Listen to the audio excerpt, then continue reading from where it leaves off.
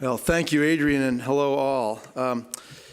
By now, a day and a half into this, all of you have been barraged with all kinds of case studies and facts. So I will, of necessity, walk through this fairly quick presentation, but I'll try to maybe dwell on some themes that have emerged from all the conversation we've heard so that this has a little more utility to those in the audience. And Kevin, I do hope to talk to you some more later. I have roots in Pennsylvania and a great interest in how we repurpose some of these abandoned, contaminated lands. So, make sure I've got this. What I'll talk about today is a single case study on a property in the Phoenix area, and my imaginary friend who appears on your program is not here, so hopefully I can keep this quick and maybe we can get into some conversation or at least the panel discussion. But what you're looking at is the waste rock pile of a closing but still functioning open pit copper mine in Arizona. And I'll get to that. I want to take a quick aside to talk about Brightfields and its roots so that you have some context as to these conversations. So as you see, Brightfields is a specialist in redeveloping contaminated, usually dormant properties. And those can be nasty brownfields like Superfund sites, former factories.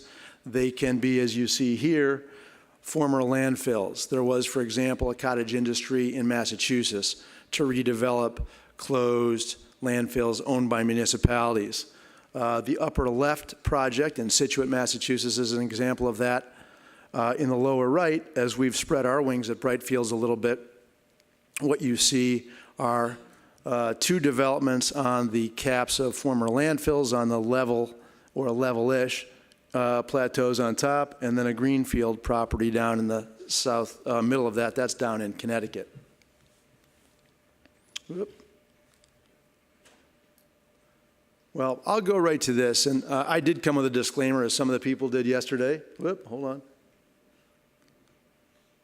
Let me see.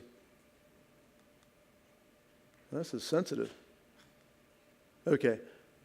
Let me take my finger off the trigger here a little bit and talk about this. Again, this is context of who we are. Brightfields, let's see if I can go back one. Okay. Brightfields is the sister company of a brownfields redevelopment company operating nationwide, about 20 jurisdictions in the lower 48 states of the United States. And Renova is one of the old dogs in the brownfield space. So we have been very familiar in the last 15 years while we've existed of how to redevelop nasty contaminated properties, typically owned by Fortune 200s, typically a former factory, and we've redeveloped those into what the real estate market wanted to do at the time, whether it was residential or commercial or mixed use. There are a few facts, I'll spare you those, but you'll see we had at the heyday of the real estate market in the last decade a joint venture with Prudential, the insurance folks from New Jersey, who typically had about $40 billion of real estate money under management at one point. And so what was manna from heaven for us was kind of a toe in the water for them. But when the music came to a halt on the real estate market in 2008, 2009, we had to figure out something else to do, and that's what begot Brightfields.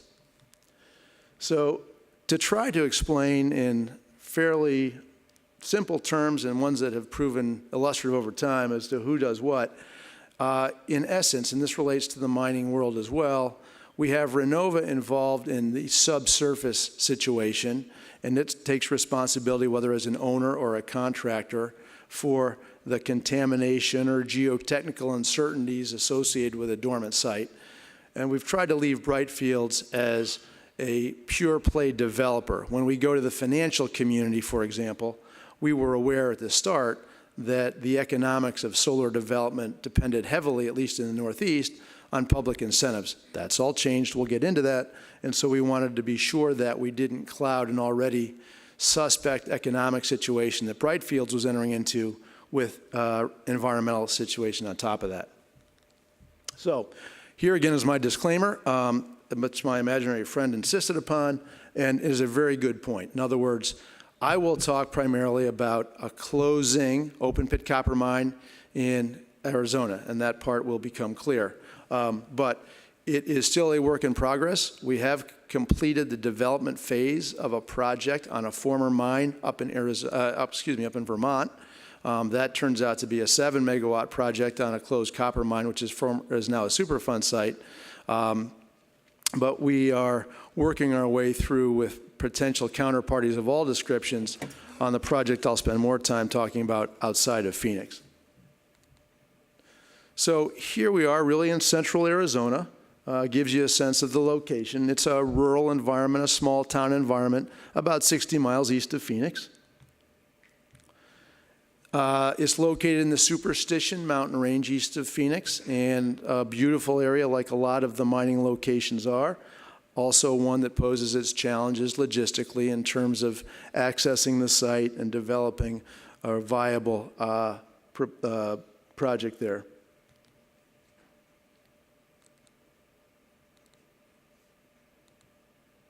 Okay, so goals that are familiar to several of you and really are things that you've heard about over time are articulated up here. We start every project with the assumption that if we're not going to make our counterparty better off financially, we have very little to talk about, and they really don't have any interest in talking to us. We share a lot of the goals of people in this room to try to go for a carbon-free future and provide for cleaner, more sustainable future. But in other words, if it's not economically advantageous, there's really little to talk about. The thing that sets this particular project apart is that it was the first large-scale project envisioned on a Forest Service property. So the mine is on U.S. Forest Service land. We obviously had to cultivate the Forest Service before we knew whether we had a viable project. So we have done that. This is another view of the waste rock pile at the open pit copper mine where we're working. The plateau that you're looking at is about 50 acres. We'll get into some more of the details later, but that's the location for what was originally going to be a pure solar development and now is looking at the possibility of pairing solar panels with battery storage assets. In addition to fairly good and great insulation, if you have my perspective of the Northeast, great insulation area on top of the waste rock pile, there were a couple of built-in assets to take advantage of, primarily interconnection. You see here a couple of pictures of a substation that is essentially on the mine site. And the interconnection possibilities physically are great. And just an aside on this, as Kevin was describing, both of the mining projects that we are working on, the one that we are completing and the one that is still on the drawing board, this one here, are grid connected. On the one hand, that poses answers to the questions of how do you get the electricity out. On the other hand, it necessitates involvement of the local utility. In this case, we have all kinds of reasons why this project should go forward, including economically advantageous ones for all the stakeholders involved. But we have a utility that is wildly recalcitrant about solar energy generically. That recalcitrance was really spawned by its resistance to rooftop solar, which has very little to do with what we're up to here. But there are some real-world political situations that we have to address as we try to mooch forward. Here is a somewhat generic-sized conceptual layout of the 10 megawatt projects that we have laid out on the 50 acres. 10 megawatts in the southwest makes it small for that region. It would be gigantic in New England, where we're doing many of our projects, but it is a nice size to marry solar panels with battery on somewhat of a pilot basis. As has been mentioned many times, the economics of battery backup are still developing and in general aren't there yet. So those who are involved in trying to contribute battery assets are very interested in a project of this size, really as a pilot project. Now, a little bit of a restatement of the opportunities and benefits here. We'd like to extend the life of the mine assets. A little bit of an aside on this project, I first got a call about this early in the summer of 2014, so we've been working on it 28 or 30 months already. Now, while that doesn't sound like much time in the life of a mine, it's an eternity in the life of solar development because there have been so many changes along the way. So this is a fairly mom and apple pie list of opportunities and benefits, but even they shift over time, as we have seen in the last 2 years working on this. If I go down to the third and fourth bullet points, they really address the social license factors that we've heard a fair amount about. We like that. The mine likes that. It's one of the reasons the mine called me up in the first place. But basically, if it doesn't make financial sense to the mine, because along with the social license benefits, they really would like to see if they could reduce their closure costs. If it doesn't make financial sense, we don't believe they'll go forward. A little bit more detail on the project. We have engineered single-axis trackers. Again, this is about a 10 megawatt project on the old waste rock pile for this mine, in what is fabulously good insulation for someone from New England. We plan on producing over 23 million kilowatt hours a year, and that's with a project life designed to be about 25 or 30 years. An important thing to note here is consistent with many of the themes that you all have articulated over the last day and a half.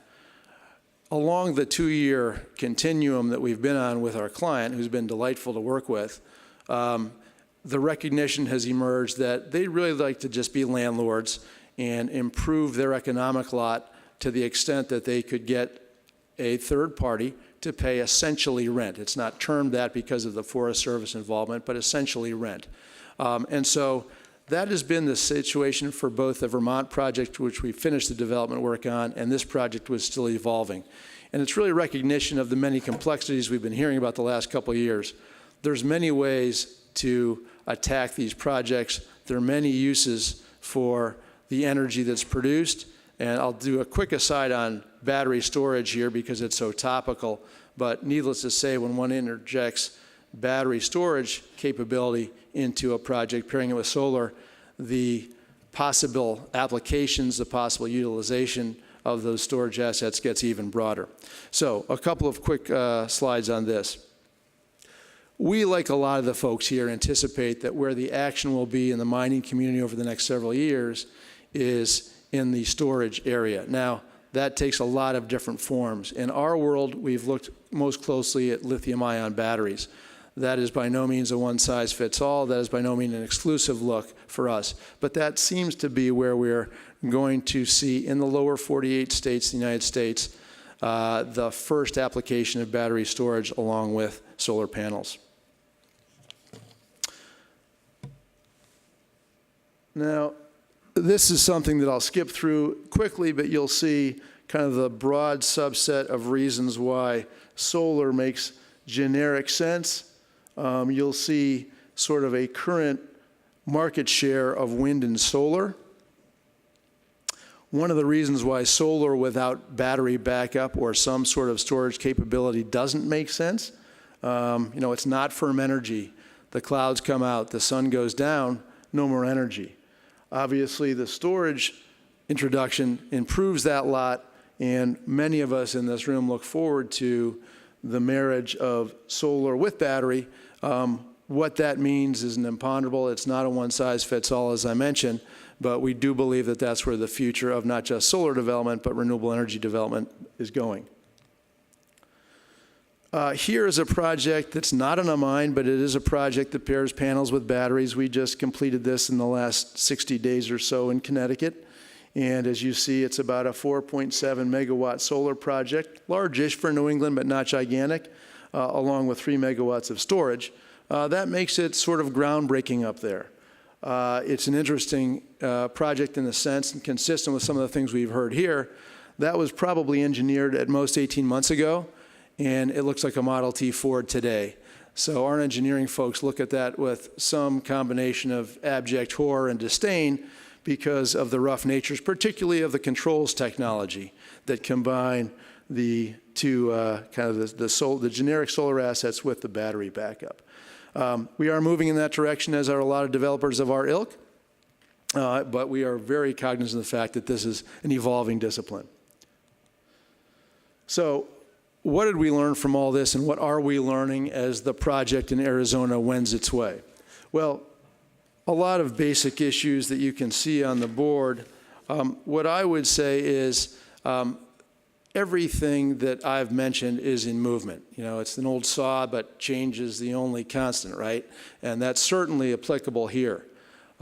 In this context, the role of Brightfields has switched from being a consultant when the phone rang a couple years ago from the mine in Arizona. We've now migrated to being joint venture partners. And really, that's where we see the future here. Partnerships were talked to a lot. We as developers don't make anything, but what we do is coordinate the often competing views of multiple stakeholders involved in a mine redevelopment, be it the host community, be it the mine itself, be it the environmental regulators. So with that, I'll stop this, but obviously we all share a common goal, and that's to foment more of these projects and improve the economic stability of the mines going forward. So, whoop, look at that. I skipped a step. All right. Thank you very much. And